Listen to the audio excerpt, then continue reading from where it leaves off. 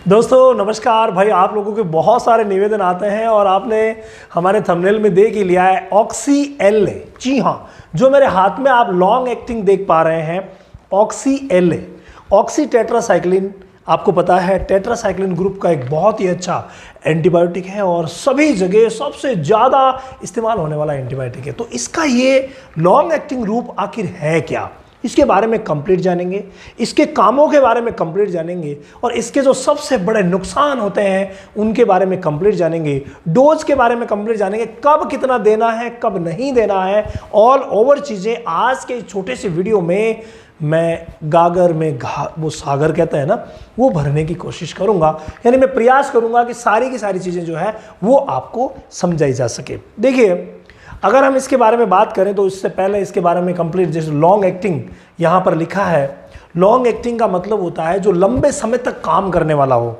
लंबे समय तक काम करने वाले का मतलब क्या है? बहुत सारे एंटीबायोटिक हैं जो 8 घंटे काम करते हैं, कोई 12 घंटे काम करते हैं, कोई 24 घंटे काम करते हैं, सभी का लेवल अलग अलग होता है। इसी में 2 प्रकार के और भी आते हैं, जैसे यहाँ पर है 200 mg पर ml, तो एक ऑक्सी आता है जो 50 mg पर ml में भी आता है, जो प्लेन ऑक्सी होता है।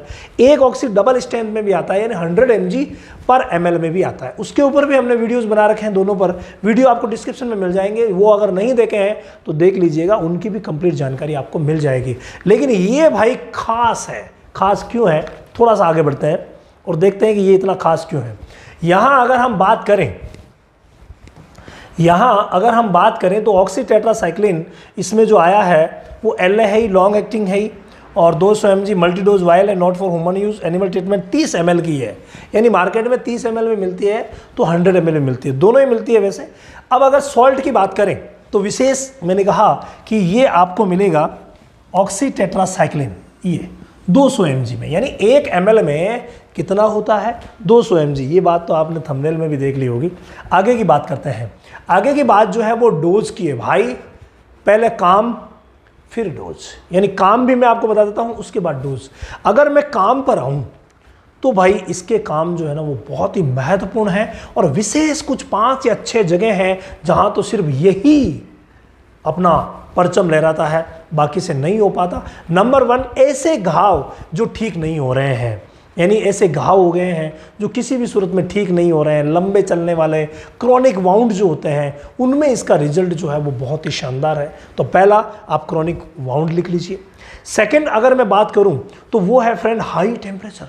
आपने कभी एनाप्लाज्मोसिस का नाम सुना?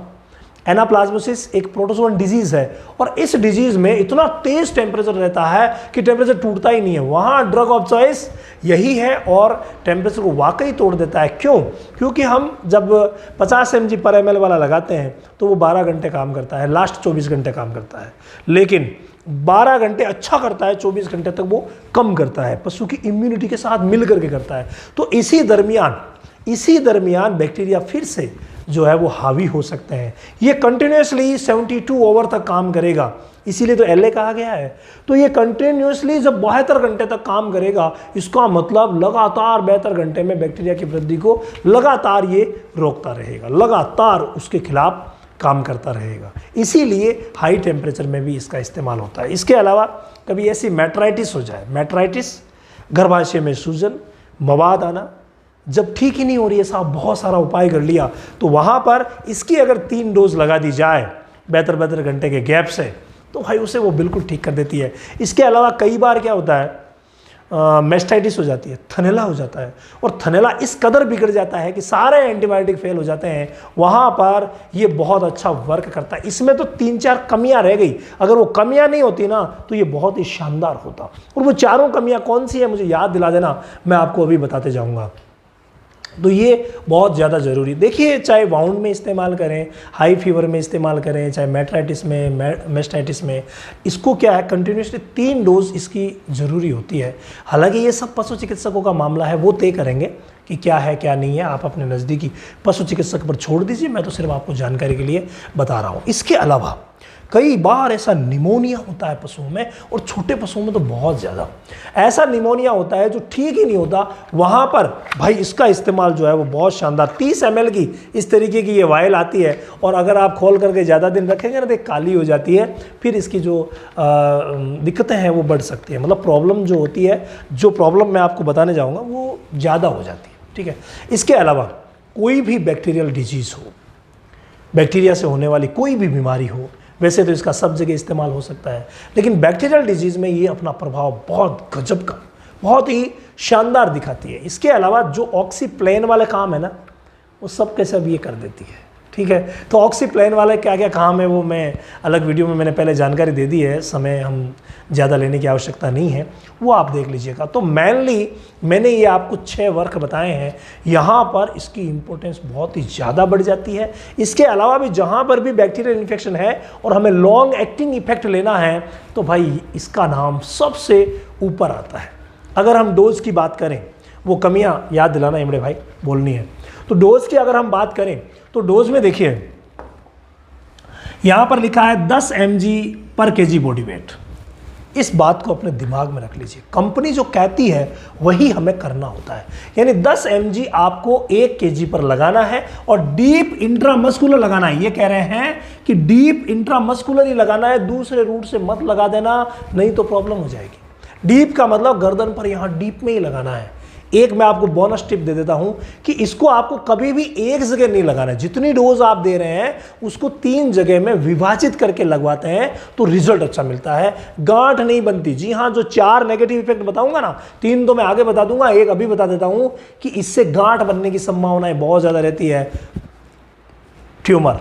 तो इसका भी आप पूरा ध्यान रखिएगा। रूट वैसे लिखा हुआ है कि as directed by the veterinarian, यानी डोज जो है ना इसको वेटनरियन बढ़ा भी सकता है। एनाप्लाज्मोसिस में कई बार इसको डबल डोज में भी दिया जाता है, तो इसको बढ़ाया भी जा सकता है। इस हिसाब से अगर हम डोज में देखें तो 10 mg जो है वो 1 किलो के हिसाब से, तो 200 mg कितने में हो गया, 20 किलो पर। तो 20 किलो पर 1 ml ये रिकमेंडेड डोज है। बाकी पशु चिकित्सक चाहें तो इसको ऊपर नीचे कर सकते हैं। इसके अलावा अगर आप मान लीजिए वेटनरी प्रैक्टिस करते हैं तो आपके लिए इसकी बहुत ज़्यादा बारीकियां सीखना ज़रूरी है। तो ट्रीटमेंट की जो बारीकियां होती है वो सीखने के लिए आपको हमारा ऑनलाइन सेशन ज्वाइन करना चाहिए, जो कि हर महीने की 21 तारीख से शुरू होता है। 1 महीने के ऑनलाइन सेशन में आप इतना कुछ सीखेंगे कि अपने आप में बदलाव आप खुद देखेंगे।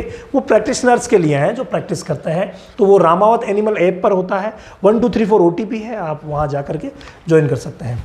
ये वेटनरी प्रैक्टिशनर के हिसाब से ही ये इन्होंने लिखा है। बाकी पोल्ट्री के लिए लिखा है वो हमारे काम की चीज़ है नहीं। और do not exist recommended dose, क्या लिखा है कि रिकमेंडेड डोज को बढ़ाना नहीं है, ये सिर्फ पशु चिकित्सक अकॉर्डिंग टू कंडीशन देखेंगे, आप विशेष ध्यान रखेंगे। यही चीज़ यहाँ पर आ गई है, लेकिन साथ में लिखा हुआ है कि darken storage but the potency remains unaffected, यानी कि ये अगर स्टोरेज सही नहीं किया तो डार्क हो सकता है। हालांकि ये कह रही है कि इसमें ज़्यादा इफेक्ट नहीं पड़ेगा पोटेंसी पर। बाकी आपको बिलो 30 डिग्री में अवॉइड फ्रीजिंग नहीं करना है, लाइट से बचाना है। शेड्यूल S1 ड्रग है, कोई भी बगैर जो रजिस्टर्ड वेटनरी प्रैक्टिशनर है वही इसका इस्तेमाल कर सकते हैं, वही लगा सकते हैं। ऐसे हर किसी को आपको अपने पशु को ख़राब करने के लिए नहीं देना है, ये विशेष ध्यान रखना। बाकी आप अपने विवेक से देख लीजिएगा। विड्रॉल पीरियड अगर हम देखें तो मिल्क में 7 दिन है और मीट में 28 दिन तक इसका विड्रॉल पीरियड रहता है। वेटनरी का ये इंजेक्शन है, और बाकी keep all medicine reach childrens ये तो है ही है। 217 ये तो चलो यार MRP की बातें आ गई। अब मैं कुछ बातें कर लेता हूँ इसके नेगेटिव इफेक्ट की, जिसका आप कब से कर रहे हैं इंतज़ार। जी हाँ, नेगेटिव इफेक्ट जो है वो आपको जानना बहुत ज़्यादा ज़रूरी है। और नेगेटिव इफेक्ट प्रमुख जो होता है वो होता है फ्रेंड कि ये दूध का दुश्मन है। जब लॉन्ग एक्टिंग लंबे समय तक काम करता है ना तो दूध सुखा देता है। पहला तो खराबा जो है ना वो यही है कि दुधारू जानवरों का दूध सूख जाता है इसकी वजह से। नंबर 2 जो है वो गाभिन के लिए ये सुरक्षित नहीं है। यहाँ मैं एक पॉइंट जोड़ूंगा, पूर्ण रूप से सुरक्षित नहीं है। कई जगह क्या होता है, कुछ एक एरिया में लगवाते हैं, पशु चिकित्सक लगाते हैं और सुरक्षित माना जाता है, और कुछ एक एरिया में लगाने के कुछ दिन बाद अबॉर्शन हो जाता है, तांते गिरने लग जाते हैं, बच्चे में विकृति आ जाती है। तो भाई वो अपने एरिया के हिसाब से पशु चिकित्सकों पर रिव्यू से छोड़ दीजिए, ये बहुत गंभीर बात है, ये मेनली है। इसके अलावा तीसरा जो नेगेटिव इफेक्ट होता है वो होता है इसका इरिटेशन। अगर कोई पशु पहले से ही स्ट्रेस में है, और उसको आपने लगवाया और ज़्यादा स्ट्रेस में आ सकता है इरिटेशन की वजह से, क्योंकि ये जलन बहुत ज़्यादा करता है। चौथा वो गांठ वाला मैंने आपको बताया था। तो ये तीनों अगर इसमें कमियां नहीं होती ना, तो भाई इससे बेस्ट कोई एंटीबायोटिक होता ही नहीं। तो ये कमियों की वजह से थोड़ा सा है मामला, लेकिन आप अगर कंप्लीट सोच लें और सही जगह अगर इस्तेमाल करें तो कोई प्रॉब्लम नहीं आती है, लेकिन गलत जगह अगर आपने इस्तेमाल करवाया तो ये दिक्कतें भी कर सकता है।